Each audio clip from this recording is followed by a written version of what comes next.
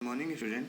Today I am going to explain the format of balance sheet according to the Companies Act 2013 schedule third. ठीक है, देखेंगे कि जो हमारा कंपनीज बैलेंस शीट है वो बेसिकली वर्टिकल फॉर्म में होती है.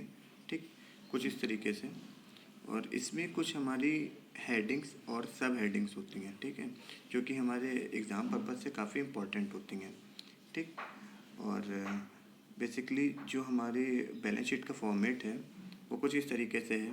हमारा फर्स्ट कॉलम होगा पर्टिकुलर का, सेकंड कॉलम होगा नोट नंबर, जो भी हमने नोट पे अकाउंट्स क्रिएट किए होंगे वो हम इसमें शो करेंगे.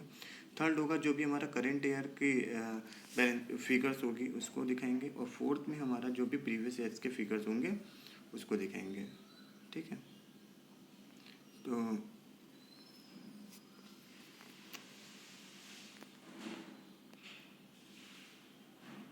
करते हैं इसके इक्विटीज़ एंड लाइबिलिटी साइड से. ठीक है, तो इक्विटीज़ एंड लाइबिलिटी साइड्स में जो भी इसका पहला मेन हेड है वो है share holder fund. Share holder funds में हम देखेंगे कि बेसिकली इसके तीन सब हेड हैं. पहला है शेयर्स कैपिटल, दूसरा है रिजर्व एंड सरप्लस, और तीसरा है money received again share warranties. ठीक है, तो हम वन बाय वन सभी इसके सब हेड्स को समझेंगे. ठीक, पहला है हमारा शेयर्स कैपिटल. तो शेयर्स कैपिटल को समझने से पहले हम शेयर्स और कैपिटल्स का मीनिंग भी समझ लेते हैं. ठीक, शेयर्स क्या होता है कि total capital of a company is divided into unit of a small denomination. Each such unit is called shares. ठीक है, तो किसी भी कंपनीज की जो टोटल कैपिटल होती है तो कंपनी क्या करती है, उस टोटल कैपिटल को स्मॉल यूनिट्स में डिवाइड कर देती है. ठीक है, और वो हर एक यूनिट क्या कहलाती है, हमारी शेयर्स कहलाती है. क्योंकि ये पॉसिबल नहीं होता है कि कंपनी जो है वो अपना बड़े अमाउंट में शेयर्स को इशू करे. अगर वो बड़े अमाउंट में शेयर्स को इशू करेगी तो हर कोई कंपनी के शेयर्स को परचेज नहीं कर पाएगा, और अगर स्मॉल यूनिट्स में इशू करेगी तो हर कोई शेयर्स को परचेज कर सकता है. ठीक है, फॉर एग्जाम्पल के लिए अगर हम कहें कि एक कंपनी की जो कैपिटल है वो है 10 लाख रुपीज़, और अगर कंपनी उस कैपिटल को डिवाइड कर देती है 1 लाख यूनिट्स में, और ईच यूनिट की कॉस्ट रख देती है 10 रुपीज़, तो ईच यूनिट जो 10 रुपीज़ होगी वो हमारी क्या कहलाएगी, शेयर कहलाएगी. ठीक है, अब हम जानते हैं कि कैपिटल का मीनिंग क्या होता है. तो कैपिटल क्या होती है, it refers the amount invested bye a proprietor in the business enterprise. ठीक है, तो एक ऐसा अमाउंट होता है जो कि प्रोप्राइटर के द्वारा बिजनेस में इन्वेस्ट किया जाता है. अमाउंट में भी in the form of cash, good and asset, और ये जो अमाउंट होता है वो कैश के फॉर्म में भी हो सकता है, गुड्स के फॉर्म में भी हो सकता है, और एसेट के फॉर्म में भी हो सकता है. It is the amount with the help of which goods and assets are purchase in the business. एक ऐसा अमाउंट होता है जिसके द्वारा हम क्या करते हैं कि प्रोप्राइटर क्या करता है कि कंपनी में गुड्स और एसेट्स को परचेज करता है. ठीक है, अगर सिंपल वे में कहें तो कैपिटल वह होती है जो कि कंपनी की जो भी हमारी चल और अचल संपत्ति होती है उसको परचेज करने के लिए यूज करी जाती है. ठीक है, अब हम बात करते हैं कि शेयर कैपिटल क्या होती है.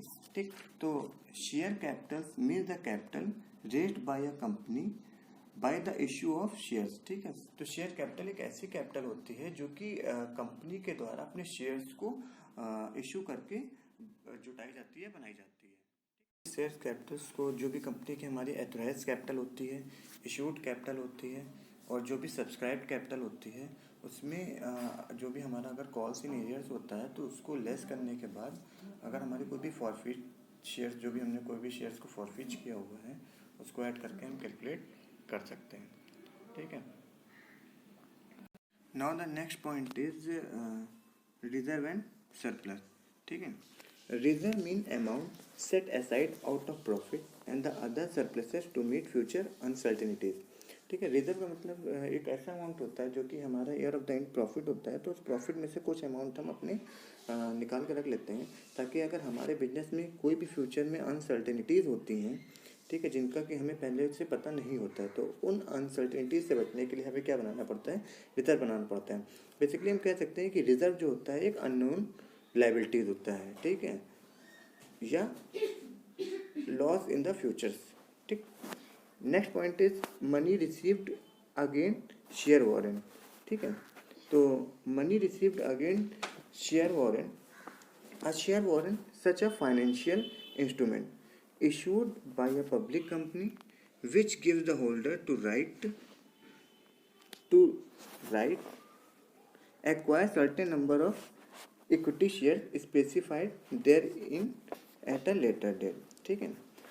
तो शेयर वारंट एक ऐसा फाइनेंशियल इंस्ट्रूमेंट होता है जो कि किसके द्वारा इशू किया जाता है, पब्लिक कंपनी के द्वारा। ठीक है, जिसमें कि हम किसी भी शेयर होल्डर्स को ये राइट देते हैं कि वो नंबर ऑफ शेयर को एक्वायर कर सकता है जो कि लेटर डेट में उसके मेंशंस होता है। ठीक है, amount received against share warrant included in shareholder fund as there will be converted into equity share और specified date at predetermined price. जो भी अमाउंट रिसीव्ड होता है शेयर वारंट्स के अगेंस्ट में, ठीक है, उसको वो किस में कन्वर्ट कर सकता है, इक्विटी शेयर्स में। ठीक, जो कि प्री डिटरमाइंड होता है, प्राइस पहले से ही उसके डिटरमाइंड होते हैं। ठीक है, now come to the next point is share application money pending allotment. ठीक है, तो share application money pending allotment को थोड़ा सा हम देख लेते हैं। If a company has received application money but date of allotment falls after the balance sheet. ठीक है, यदि कंपनी कोई भी कंपनी अगर एप्लीकेशन मनी को रिसीव करती है लेकिन कब, जबकि हमारी बैलेंस शीट डेट जो है बनने के बाद, जैसे कि हम कह सकते हैं कि अगर 31 मार्च को हमारी बैलेंस शीट बन रही है तो उसके बाद अगर कोई भी कंपनी जो है वो शेयर एप्लीकेशन मनी रिसीव करती है तो वो क्या हो जाती है, पेंडिंग हो जाती है किसमें, हमारे अलॉटमेंट में। ठीक है,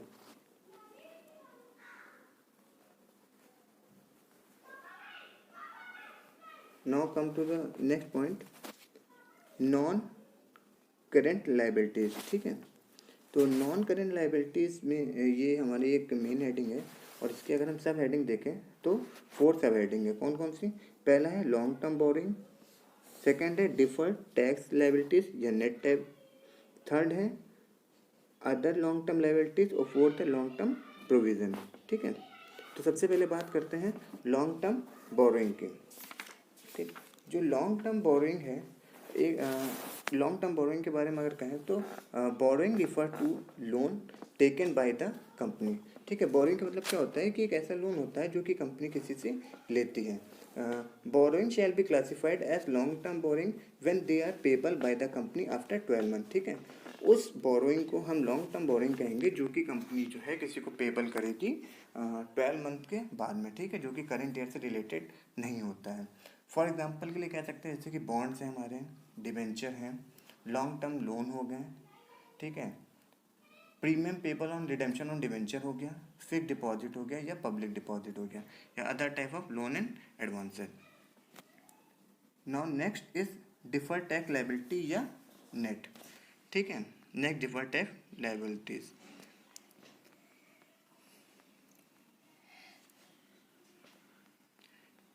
डिफर्ड टैक्सेस का मीन जान लेते हैं क्या होता है कि taxable income is different from accounting income. जो भी हमारी टैक्सेबल इनकम होती है वो किससे डिफरेंट होती है, हमारी अकाउंटिंग इनकम से होती है।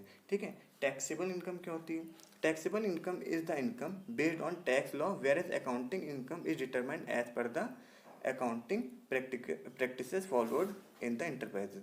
टैक्सेबल इनकम जो होती है वो बेसिकली बेस्ड होती है हमारी टैक्सेस एंड लॉ पे। ठीक है, जबकि जो हमारी अकाउंटिंग इनकम होती है वो डिटरमाइन करी जाती है अकाउंटिंग प्रैक्टिसेस पे जो कि हमारे इंटरप्राइजेस में गिवन होती हैं।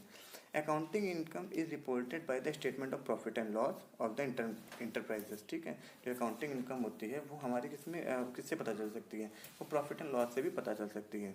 ठीक, अब देखते हैं कि हमारा जो डिफर्ड टैक्स लायबिलिटीज़ है वो क्या होती है। Deferred tax liabilities come into existence when accounting income is more than taxable income. ठीक है, डिफर्ड टैक्स का मतलब हम कर सकते हैं कि इसमें हमारे टैक्स में डिफरेंट कब आता है। तो डिफरेंट टैक्स की लायबिलिटी हमारी तभी होती है जबकि हमारी जो अकाउंटिंग इनकम होती है वो किससे ज़्यादा हो जाती है, हमारी टैक्सेबल इनकम से ज़्यादा हो जाती है। ठीक है, now come to the next point is other long term liabilities. Other long term liabilities के बारे में अगर हम कहें, कुछ हमारी अदर लाइबिलिटीज़ होती हैं, जो जैसे कि हम कह सकते हैं कि एम्प्लॉय बेनिफिट्स हो गया, या प्रोविज़न फॉर एम्प्लॉय बेनिफिट्स हो गए, या प्रोविज़न फॉर वारंटीज़ हो गई, ये हमारी अदर टर्म्स लाइबिलिटीज़ हो सकती हैं। ठीक है। लॉन्ग टर्म प्रोविज़न, नेक्स्ट जो हमारी सब हेडिंग है long term provision. Long term provision होता है कि जैसे कि हमने कोई भी प्रोविज़न जो है वो लॉन्ग टर्म के लिए या 12 मंथ से अबव क्रिएट किया हो। ठीक। Come to the next heading is current liabilities. Current liabilities में जो हमारा एक मेन सब हेडिंग है वो है, first one is short term borrowing. Short term borrowing क्या होती है? Borrowing which are due for payment within 12 month from the date of loan. ठीक है, is called short term borrowing. ऐसी बोरिंग, ऐसा उधार जो कि पेबल्स होता है बिफोर द 12 मंथ के अंदर। ठीक है, जिसका पेमेंट करना ज़रूरी होता है, जो भी हमने लोन किसी कंपनी से या आउटसाइडर से लिया हुआ होता है। ठीक। फॉर एग्जांपल के लिए कह सकते हैं कि जैसे ओवरड्राफ्ट हो गया, कैश क्रेडिट फ्रॉम लोन हो गया, डिपॉजिट हो गए, लोन फ्रॉम अदर पार्टीज हो गया, या अदर लोन एंड एडवांसेज हो गए। ठीक है। Next point is trade payable. A payable shall be classified as trade payable if it is respect on the amount due on account of goods and services received in the normal courses of a business। ठीक है।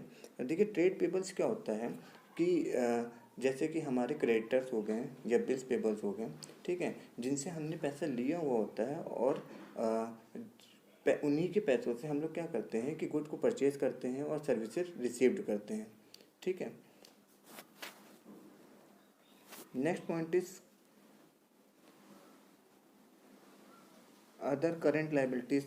Other current liabilities में कह सकते हैं कि all current liabilities that are not show short term borrowing और trade payable. ठीक है, ऐसी लाइबिलिटी जो कि ना कि शॉर्ट टर्म होती है ना ही ट्रेड पेबल्स होती हैं, वो हमारी क्या होती हैं? अदर करेंट लाइबिलिटीज़ होती हैं। फॉर एग्जांपल के लिए हम कह सकते हैं कि जैसे इंटर रिसीव्ड इन एडवांस हो गया, अनपेड डिविडेंड्स हो गया। ठीक है, और interest accrued but not due on borrowing, interest accrued and due on borrowing. ठीक। Now next point is short term provision. Short term provision क्या होता है कि short term provision are the provision against which liability is likely to arise within 12 month from the date of balance sheet. ठीक है, ऐसा provision जो कि short term के लिए होता है, और बेसिकली इसकी लाइबिलिटी जो होती है वो 12 मंथ में ही हमें क्या करनी पड़ती है? रिपेबल करनी पड़ती है।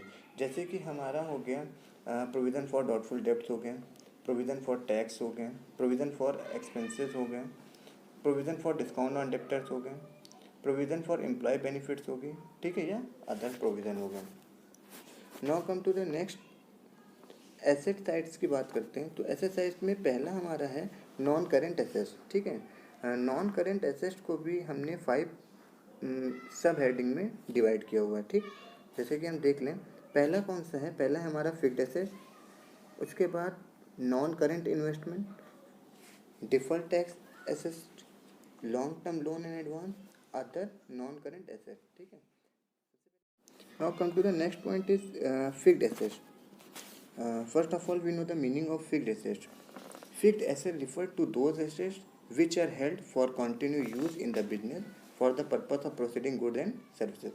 Fixed assets ऐसी assets को कहते हैं जो कि हम किसी भी बिजनेस में कंटिन्यू उसको यूज़ करते रहते हैं। किस पर्पस के लिए? ताकि हम गुड्स को प्रोड्यूस कर सकें और सर्विस को प्रोवाइड कर सकें। ठीक है। फिक्स्ड एसेट्स में फर्स्ट पॉइंट है हमारा tangible assets. Tangible assets are the assets which can be physically seen and touch. Tangible assets एक ऐसी एसेट होती है जिसको कि हम फिजिकली सीन भी कर सकते हैं और टच भी कर सकते हैं। ठीक है। फॉर एग्जांपल के लिए कहें, लैंड हो गई, बिल्डिंग हो गए, प्लांट एंड मशीनरीज हो गई, हमारी व्हीकल्स हो गए, ऑफिस के इक्विपमेंट्स हो गए। ठीक है, फिक्सचर्स एंड फर्नीचर्स हो गए। Next one is intangible assets. Intangible assets are those assets which do not have a physical existence and cannot be seen or touched. ठीक है, इंटेंजिबल एसेट ऐसी एसेट होती है जिसका कोई भी फिजिकल एग्जिस्टेंस नहीं होता है और ना ही हम इसको देख सकते हैं ना ही टच कर सकते हैं। फॉर एग्जांपल के लिए जैसे कि गुडविल हो गया, ठीक है। अगर किसी भी कंपनी की गुडविल है तो गुडविल को हम ना ही देख सकते हैं और ना ही टच कर सकते हैं, ठीक है। सेकंड हो गई हमारा ब्रांड एंड ट्रेडमार्क्स हो गए, कंप्यूटर सॉफ्टवेयर हो गए, ठीक। हमारी कॉपीराइट्स एंड पेटेंट्स हो गए, लाइसेंस एंड फ्रेंचाइजीज हो गए। नेक्स्ट है हमारा capital working in progress. It refer to fixed tangible assets which are under construction such as building plant and equipment, ठीक है।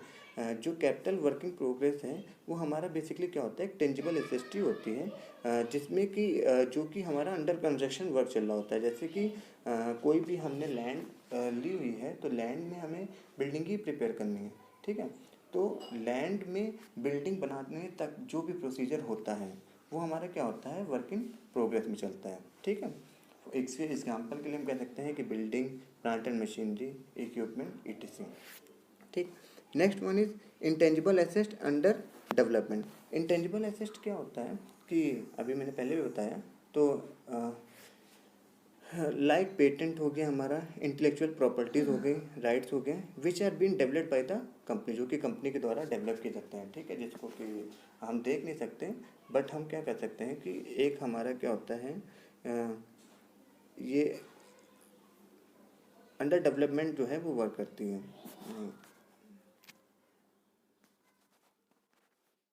Now come to the next point is non current investment, ठीक है। Non current investment are those investment which are held by a company not with the purpose of selling but to return of them, ठीक है। एक ऐसा investment होता है जो कि बेसिकली मोर देन 1 ईयर से ज़्यादा किया जाता है, और कभी कभी हमारी कंपनी में कुछ हमारे पास प्रॉफिट ज़्यादा सरप्लस होता है, तो उस प्रॉफिट को हम कंपनी से बाहर कहीं outside of the business invest कर देते हैं, ताकि हमें क्या हो सके, उससे और भी प्रॉफिट हो सके, ठीक है। बेसिकली नॉन करेंट इन्वेस्टमेंट को दो टाइप्स में डिवाइड किया गया है। पहला हो सकता है कि ट्रेड इन्वेस्टमेंट, और सेकंड होता है अदर इन्वेस्टमेंट। ट्रेड इन्वेस्टमेंट क्या होता है, trade investment refer to the investment made by a company in share और डिबेंचर और अनदर कंपनी, ठीक है। ट्रेड इन्वेस्टमेंट एक ऐसा इन्वेस्टमेंट होता है जो कि जैसे कह सकते हैं कि कंपनी कोई कंपनी के शेयर्स में या कोई अदर डिबेंचर्स कंपनी को परचेज करने में यूज़ किया जा सकता है, ठीक है। अदर इन्वेस्टमेंट कह सकते हैं कि जैसे कि other investment are those investment which are not trade, जो कि ट्रेड इन्वेस्टमेंट नहीं होते हैं, जैसे कि investment in property, investment in debenture, investment in mutual fund, in preferential share and so on, ठीक है। नेक्स्ट पॉइंट है डिफर्ड टैक्स एसेट, ठीक है। तो a deferred tax asset comes into force when accounting income is less than taxable income, ठीक है। Deferred tax asset हमारी तब होती है जबकि हमारी अकाउंटिंग इनकम जो होती है वो लेस हो जाती है, किससे, हमारी टैक्सेबल इनकम के, और एज इट इज़ ये डिफर्ड टैक्स लायबिलिटीज़ के अपोजिट होती है, ठीक है। Now come to the next point is long term loan and advances. Long term loan and advances, these are the loans and advances which are expected to the received back in cash or kind after more than 12 month from the date of balance sheet, ठीक है। ये ऐसे advances और loans होते हैं जो कि किसी भी कंपनी को तभी वापस मिलते हैं जबकि हमारी बैलेंस शीट प्रिपेयर हो जाती है, या कह सकते हैं कि 12 मंथ के बाद में। फॉर एग्जांपल के लिए अगर हम कहें तो कैपिटल इन एडवांस हो गया, सिक्योरिटी डिपॉजिट हो गई, अदर लॉन्ग टर्म एडवांसेस हो गए, ठीक है। इसके बाद नेक्स्ट है हमारा, next one is other non current asset. कुछ हमारे अदर नॉन करेंट एसेट होती हैं, जैसे कि हमारा लॉन्ग टर्म ट्रेड रिसीवेबल हो गया, long term insurance claim receivable हो गया, डेब्ट ड्यू बाय डायरेक्टर और other officers of the company, ठीक है। अब हम बात करेंगे next main heading current asset में, ठीक है। तो करेंट एसेट क्या होती है, current asset are asset which is realised within the 12 month from the date of the balance sheet, ठीक है। जो ऐसी एसेट होती है जिसको कि हम कैश में कन्वर्ट कर सकते हैं विद इन 12 मंथ में, ठीक। इसका फर्स्ट पॉइंट है हमारा current investment. Current investment are those investment which are held to be converted into cash within a short period, ठीक है। करंट इन्वेस्टमेंट एक ऐसा इन्वेस्टमेंट होता है जिसको कि हम कैश में कन्वर्ट कर सकते हैं शॉर्ट पीरियड में, या कह सकते हैं कि विद इन 12 मंथ में। फॉर एग्जांपल के लिए कह सकते हैं investment in partnership firm, investment in equity share, investment in preferential share, investment in mutual fund and so on. Next one is inventories. Inventories means stock held for the purpose of trade in the normal course of business for manufacturing of trade and goods and services. Inventories को हम कह सकते हैं कि तरीके का stock होता है, ठीक है, जो कि बिजनेस के लिए जैसे कि हमारा बिजनेस के पर्पज से लिए या ट्रेड के लिए रखा जाता है। जैसे कि हमारा कह सकते हैं कि किसी बिजनेस को स्टार्ट करते समय या उसके लिए बहुत सी इन्वेंट्रीज की ज़रूरत होती है, जैसे कि रॉ मटेरियल्स हो गया, वर्क इन प्रोग्रेस हो गया, फिनिश गुड्स हो गया, स्टॉक इन ट्रेड हो गया, लूज स्टॉक हो गया, etc. Next one is trade receivable. Trade receivable refer to the amount receivable on account of sales of goods and services rendered by the company in the normal course of business. ठीक है, trade receivable क्या होता है कि trade receivable में हमें उन लोगों से अमाउंट रिसीव करना पड़ता है। कंपनी जो है उन लोगों से अमाउंट रिसीव करती है जिसको उसने सर्विसेज प्रोवाइड की होती हैं, ठीक है, विद इन 12 मंथ में। फॉर एग्जांपल के लिए डेप्टर्स हो गया हमारा, बिल रिसीवेबल हो गया, etc. Next one is cash and bank balance. Cash and bank balance जो है हमारी क्या होती है, एक तरीके से करंट एसेट होती है, ठीक है। Next one is short term loan and advances, ठीक है। Short term loan and advances होते हैं जो कि हमारे एक्सपेक्टेड होते हैं कि वो रिलीज कर दिए जाते हैं हमारे 12 मंथ में, ठीक है, from the date of balance sheet. और फॉर एग्जांपल के लिए हम कह सकते हैं जैसे लोन एंड एडवांसेस हो गया, ठीक। लास्ट वन इज सब heading is other current asset, ठीक है। अदर करेंट एसेट में कुछ ऐसे एसेट होती हैं जो कि अबव जो भी हमारे पॉइंट थी वो उसमें नहीं इंक्लूड करी जाती है। फॉर एग्जांपल के लिए जैसे हम कह सकते हैं कि प्रीपेड एक्सपेंसेस हो गए, डिविडेंड हो गया, रिसीवेबल हो गया, इंटरेस्ट एक्रूड हो गया, और इन्वेस्टमेंट हो गया, और एडवांस टैक्सेस हो गए, etc. ठीक है। मेरा बैलेंस शीट बताने का मेन पर्पस ये था कि क्योंकि इसमें कभी कभी एग्ज़ाम में जो है आपसे इससे रिलेटेड क्वेश्चन देखने को मिल जाते हैं, और कभी कभी ये पूछ लेता है कि वो फॉर्मेट के बारे में ही पूछ लेगा कि आपको उसके जो भी हेड्स हैं उसके बारे में बताइए, या किसी भी 2 हेड्स को जो है उसके सब हेडिंग को बताइए, ठीक है।